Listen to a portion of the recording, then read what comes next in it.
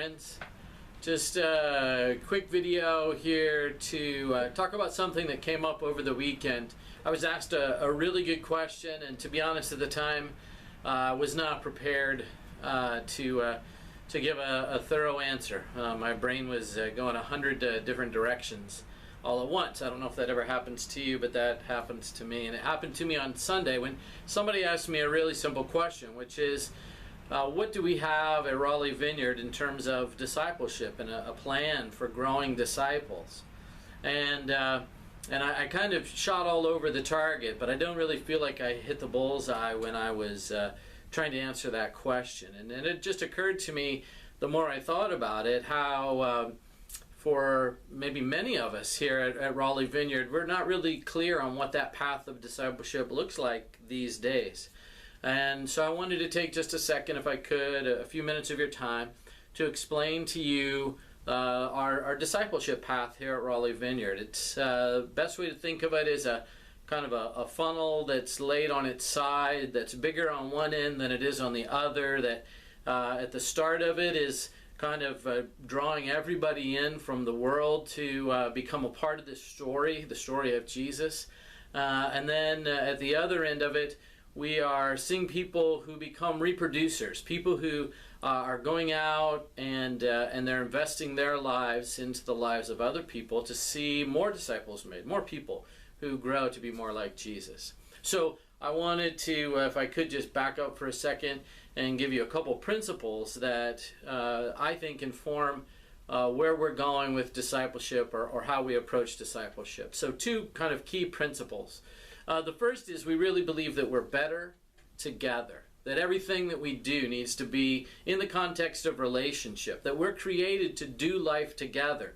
And that can be in small groups, or it can be in large groups, or a number of different size groups in between those kind of micro to maxi groups. But it's undeniably true that we are designed for community and for doing life together. That's the story that God tells us. And so we believe that discipleship happens best in relationship. The second key principle is this, that we really believe that formation eats education's breakfast every single day of the week when it comes to making us more like Jesus. So formation is where we want to lean into rather than education. And traditionally, sometimes in the church, discipleship has looked like the transmission of information. But we believe that we're called to formation for the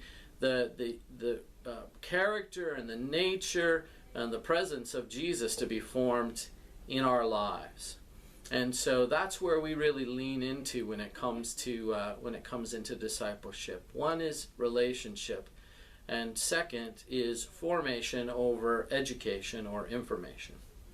So having said all that, I want to tell you about three kind of focal points then, three key ingredients for the discipleship track at Raleigh Vineyard. If you're wanting to be a disciple, to follow Jesus, then these are kind of three guideposts on that trail to become more and more like Jesus here at Raleigh Vineyard. So number one is participation. You know, it's great to be a spectator and sit and watch for a while when we first become familiar with the church and with Jesus. But there comes a point where we've got to cross that line from being a spectator to a participant, because to be the church means to be a participant. And so that's a big part of it, is participation. It's worship, coming to worship on Sunday mornings and being a part of the community and understanding the story that we're in together and the connections that we make with God together in worship, and what you have from God, bringing that and sharing it with what other people have for you from God. And doing that on Sunday mornings and other times when we gather for worship. Being involved in a small group is participation, whether it's a life group or another kind of small group. We've got to be connecting with each other, and so we need to have these small groups, life group or otherwise, getting plugged in and becoming a part of some kind of a group. And if there isn't one that really is a fit for you, then you're free to create a group. I'll work with you on that, and we've got other elders who will work with you on that to help you create a healthy community that you're very welcome to become a leader of. We also have opportunities throughout the year for growth, whether it's with special guests like Peter Fitch or with Paul and Priscilla Reed or others who we have come in. Small groups that we'll have that will meet for just short seasons, but they're growth opportunities, and we really encourage you to participate in those. That's a big part of our discipleship process here. Another one that's going to sound really simple is just finding a friend. Finding a friend, making that connection, getting to know somebody, letting them into your life, or a group of friends, but developing friendships. And if you want to find a friend, the easiest way to find a friend is be a friend to somebody. But we can help you with that too. If you're somebody who struggles with how to make friendships, we can help you with that too. And then obviously one of those big church things that people do is they become a member. And here membership for us is a part of your formation and becoming more like Jesus. It's not about just signing on a dotted line and things that are just external, but for us, church membership is about the internal process of what God is doing in your life. And how we as a church come alongside that, and how you come alongside each one of us and help form Christ in us. So that's participation. That's one of the starting blocks. The second starting block is intention. It's just being intentional about it. Discipleship is one of those things that we can talk about till we're blue in the face, but until we actually get to do it, it's like I say, a belief without a practice is just wishful thinking. And we've got a lot of wishful thinking that goes on about discipleship. And we've got to have practices in our life. We have to be intentional in our life for real discipleship to take place. So one of the things that we do is we do the Good and Beautiful series. We've already had the Good and Beautiful God. We've had the Good and Beautiful Life. And this fall we'll be starting the Good and Beautiful Community. And we invite you to be a part of these. One of the things that I love about Good and Beautiful Life and Good and Beautiful God and Good and Beautiful Community is that they give you practices. That it's not only giving you information, but it's giving you practices to put those things into your everyday life. And then long after the group is done meeting, long after the book goes back on the shelf, these practices, if you put them into use in your everyday life, are going to help you grow to be more and more like Jesus every day. Really, every day in every way you become more and more like Jesus when you do these simple practices, old practices, but maybe in a new way. So invite you to be a part of that. So this fall we're going to have Good and Beautiful Life, and we'd love for you to be a part of it. But the little cycle will begin again with Good and Beautiful God, and encourage you to become a part of that group as it starts.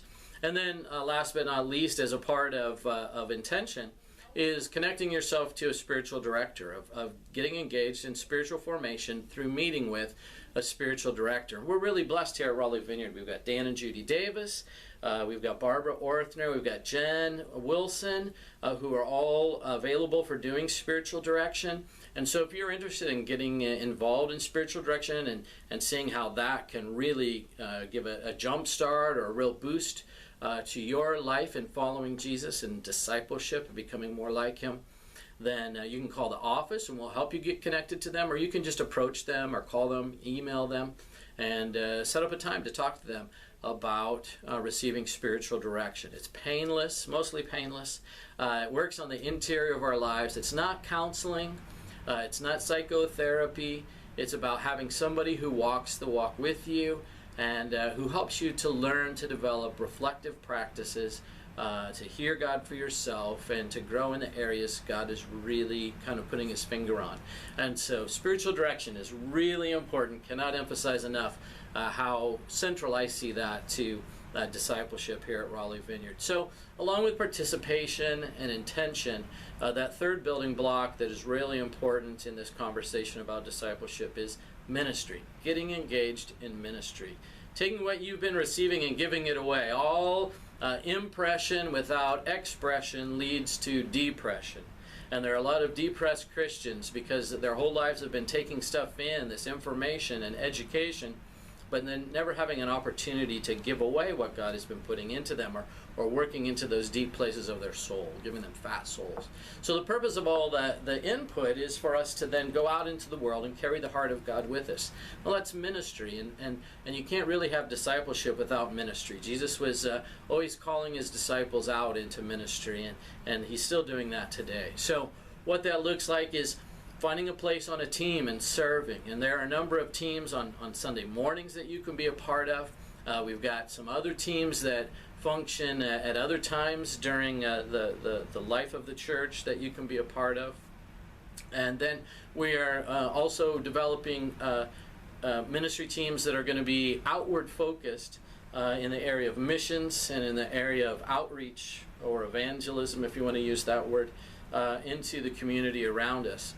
And so if you're interested in being a part of those, you can talk to me, and I'll point you in the right direction to a ministry team leader. We've got some great team leaders, some great teams, and it's important to get plugged in and to not only find a friend, but find a job, get involved in service, and that works that process of discipleship in us. So a part of that, finding that ministry, is also about discovering your own spiritual gifts. And so we've done it before, and it's about time for us to do it again, where we're going to run some nights where we'll talk with you and walk you through discovering your own spiritual gifts, and then getting plugged into areas of ministry according to your giftedness. And I've told the church before, we're like a family. There are some things that we do that are just chores. The garbage has to get out. Toilets have to be cleaned. Somebody's got to rake the yard.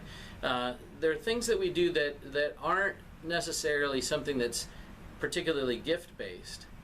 And it's something that we do as a chore. It's just what we do as family. But then there are other things that are gift-based that we want to know, what are we made for? And then we find a real sense of God's pleasure when we're doing those things that we feel like we're made for. And so we have opportunities to walk through and learn more about our spiritual gifts. Then we've got, like I said, these opportunities that are coming up for missions outreach and for outreach locally to make a difference in people's lives. That's all a part of discipleship and an essential ingredient. But there's great opportunity with Love Wins Ministries to be able to share the heart of God here in the Raleigh area with people by giving them breakfast, taking breakfast, and sharing breakfast with them. Not just flying the gospel blimp over and dropping breakfast biscuits on people's heads, but bringing our lives into their lives and inviting them into our lives and receiving from them, because it's going to be through them that you learn about Jesus. It's going to be in them that you see Jesus and hear Jesus. And then eventually we discover that the them dissolves completely into just us. Because that's what it's really about. It's just about discovering it's us. And that we're all the same, and we share a meal together. And this is a great way to share the heart of God in our community. So getting plugged in that way. And then ultimately it's just opening our lives up to people around us and inviting them into our lives. Making space in our busyness, in our craziness, in our families for other people, for their busyness, for their craziness, for their families. I want to emphasize that discipleship is not about taking a course here at Raleigh Vineyard. It's not even the Good and Beautiful series that we do. That's not discipleship. It's a tool in the process of discipleship. Discipleship is in relationship, in responding to each other and responding to God, and working that out together and what that looks like. So it's about doing life together, being used by God in relationship with one another to become more like Jesus, that He is the head, we're the parts of the body, and He uses us in concert with one another to do things both in us and through us and outside of us that couldn't happen if we weren't connected in relationship together. So it really does come back to this big idea that we're better together, and discipleship is tucked into this idea of doing life together.